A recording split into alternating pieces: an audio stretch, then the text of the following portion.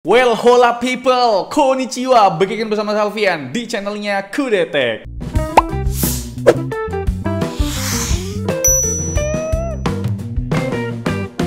Asli dah, seru banget kejar-kejaran duo lokal ini bre, Advan versus Axio. Tempo hari Axio ngerilis Hype 5 AMD X6 buat ngelawan Workplus. Kali ini mereka ngerilis Axio Hype 7 AMD X8 buat ngelawan Advan Pixel War Transformer.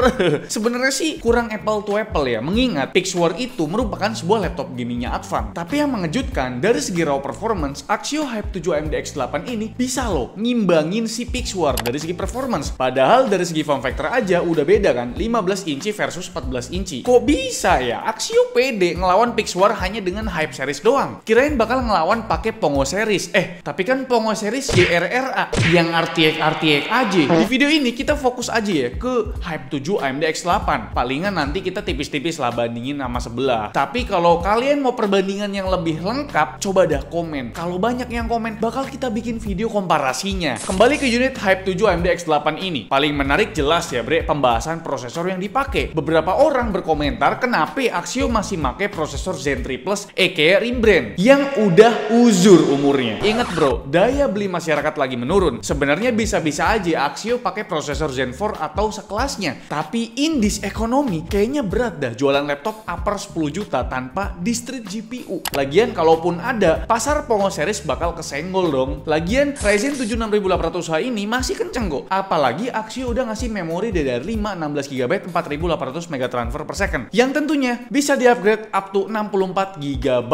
Prosesor 8 core 16 thread ini performa multicore-nya masih sangat bersaing. Bahkan mau diadu sama Intel Meteor Lake sekalipun yang umurnya baru setahun, Ryzen 7 6800H yang umurnya udah 3 tahun ini masih lebih kenceng loh. Sedangkan buat iGPU-nya yaitu Radeon 680M bisa dikatakan masih layak pakai bre. Di angka 3D Mark Fast Track pun masih lebih kenceng daripada iGPU-nya di Intel Raptor Lake yang notabene 1 tahun lebih muda ketimbang iGPU ini. Oke, sebelum lanjut, kita mau kasih kredit dulu ya ke Axio yang selalu konsisten buat mengkategorikan setiap lini laptopnya bre. Laptop gaming ya jelas Pongo series, sedangkan laptop produktivitas ya Hype series. Nggak kayak sebelah yang bikin laptop gaming tapi nggak punya discrete GPU. Axio Hype 7 AMD X8 ini sebenarnya emang laptop produktivitas bre, tapi tetap sadar diri ya, jangan dipakai buat 3D rendering. Soalnya pas kita tes render scene BMW di aplikasi Blender, render time-nya tembus 3 menitan karena memang masih pakai render CPU. Paling afdol ya buat editing video lah, itu pun video 1080p aja. Buat ngedit video 4K sebenarnya masih bisa. Kita tesnya pakai Premiere Pro 2025. Preview konten 4K di set full masih bisa, cuma emang sedikit delay ya. Dan ini previewnya tanpa efek ya. Kalau dikasih efek udah jelas merah tuh timelinenya. Nah buat kemampuan render video 4K durasinya 1 menit juga terbilang masih worth it ya, karena render time-nya masih di bawah 1 menit bre. Dan lagi-lagi tanpa efek. Tapi memang kalau mau nyaman ngedit kontennya 1080p aja, previewnya sat-sat tanpa kendala, dan render time video 1 menit bisa selesai dalam waktu 17 detik aja.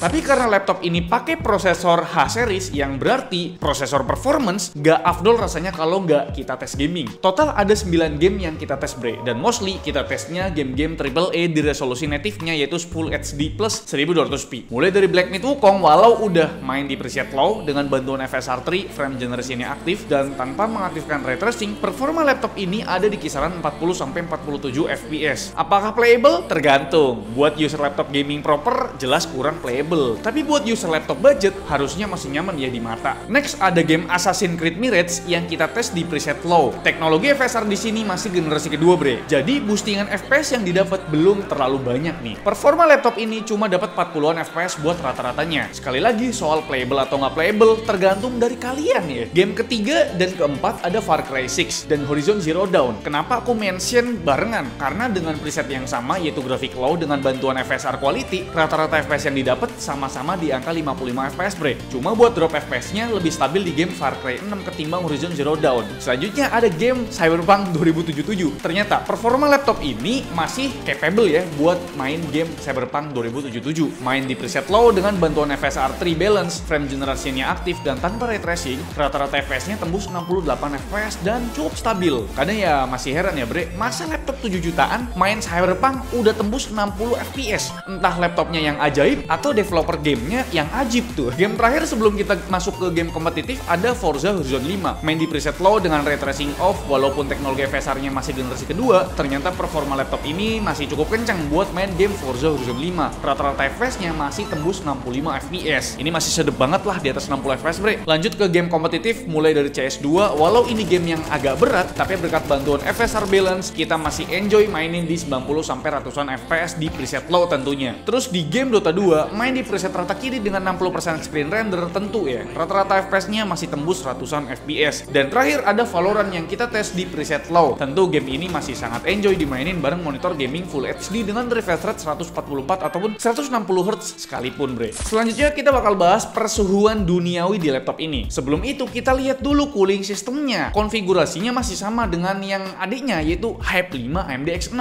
Ada 2 buah heat pipe, 2 buah kipas dan juga 2 buah heatsink yang pembuangan panasnya diarahkan di sela-sela engsel layar laptop ini bre. Apakah cooling sistem yang cukup sederhana ini bisa mengamankan suhu dari AMD Ryzen 7 6800H? Kita langsung stress test pakai Cinebench R23 selama 10 menit. Ternyata suhunya terpantau masih aman dan sangat stabil di kisaran 73 sampai 77 derajat Celcius dengan TDP yang juga stabil di 45 watt. Sedangkan buat skema gamingnya, di beberapa game yang kita tes maksimal suhunya itu di 72 derajat Celcius dengan TDP yang masih jalan full load di 45 watt. Menariknya nih bre, clock speednya itu bisa tembus sampai 4,5 sampai 4,6 GHz. Hampir menyentuh boost clocknya dari Ryzen 7 6800H yang di 4,7 GHz. Ini dikarenakan ya suhunya tuh yang terbilang adem buat kelasan laptop productivity. Terus buat suhu permukaannya, kita rekam pas lagi main game Black Myth Wukong, area touchpad dan palm rest-nya nggak ada panas sedikit pun. Terus naik ke area keyboard, sisi kanan dan sisi kiri masih terbilang adem karena memang itu tempatnya kipas ya. Sedangkan di sisi tengah udah menghangat sampai ke 39,7 derajat Celcius dengan titik hotspotnya ada di kedua titik exhaustnya yang tembus 43 derajat Celcius bre. Jadi secara logis main game di laptop ini pakai keyboard bawaan laptop masih aman jaya bre. Jadi kira-kira itu dia ya untuk pembahasan performa dari laptopnya Axio Hype 7 AMD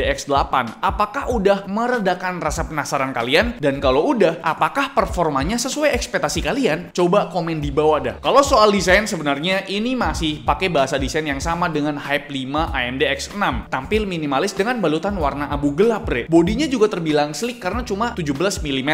Bobotnya pun masih travelable banget ya, masih ringan, cuma di 1,3 kg. Thanks to aluminium alloy-nya bikin build quality laptop ini lebih durable ketimbang laptop yang full plastik bre. Tapi memang sih ya laptop ini belum punya standarisasi military grade. Jadi ya jangan sampai jatuh ya.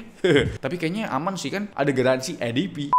Oke, sekarang kita sedikit ngebahas percolokan ya, atau port duniawi gitu. Axio memang nggak pernah pelit dalam hal ini. Total ada 5 buah port USB di sini, 3 port USB Type A dan 2 port USB Type C yang keduanya udah full function bre. Bisa dicolok ke monitor artinya. Kalau buat keyboardnya ya biasa-biasa aja. Yang penting punya backlit, arrow key-nya full size dan nggak ketinggalan. Walau bentuknya minimalis, heritage of power button di sini diperhatikan bre. Respect buat Axio. Soal touchpad, areanya memang memanjang ya dengan tipikal surface yang agak keset. Bukan yang licin-licin gitu bre. Oke, sekarang kita bahas layarnya ya. Tentu bisa dibuka rata sampai 180 derajat, tapi memang belum bisa diangkat pakai satu jari bre. Spesifikasi layarnya sendiri cukup standar ya bre. Panel berukuran 14 inci ini punya resolusi Full HD Plus 1920x1200p dengan 60Hz refresh rate. Dan buat kualitas panelnya masih sama kayak adeknya yaitu Hype 5 AMD X6. Coverage gemutnya itu masih kuring ya di 67% sRGB. Ini patut disayangkan karena buat 24 sampel warnanya yang kita tes rata-ratanya itu udah sangat akurat di bawah 2 delta E. Angka brightness-nya juga lumayan memukau ya. Minimumnya udah cukup redup di 12 nits, sedangkan maksimumnya tembus di 350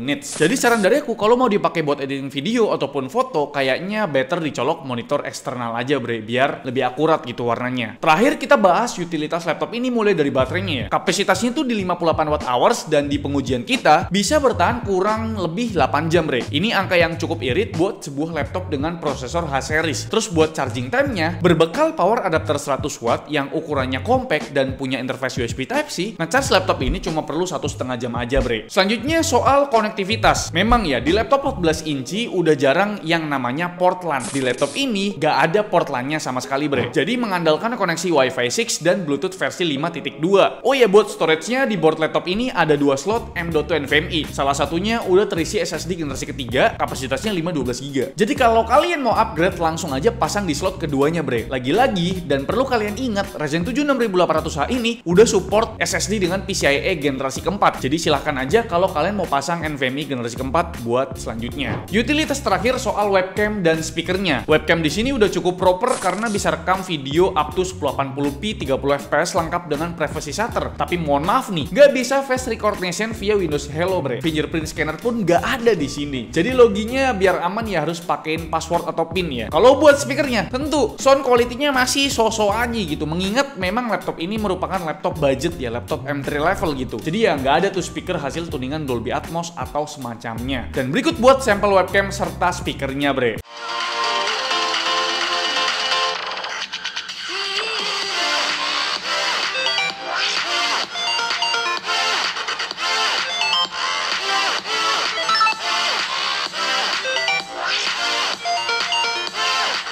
Jadi kira-kira itu dia ulasan atau review dari kami mengenai laptop terbarunya dari Axio, yaitu Axio Hype 7 AMD X8. Dan sekarang kita masuk ke kesimpulan, bre. Laptop ini jadi most requested di channel ini, bre. Axio Hype 7 AMD X8 dengan harga 7 jutaan, maksudnya 8 juta kembali 1000, soalnya kemarin banyak yang komplain ya.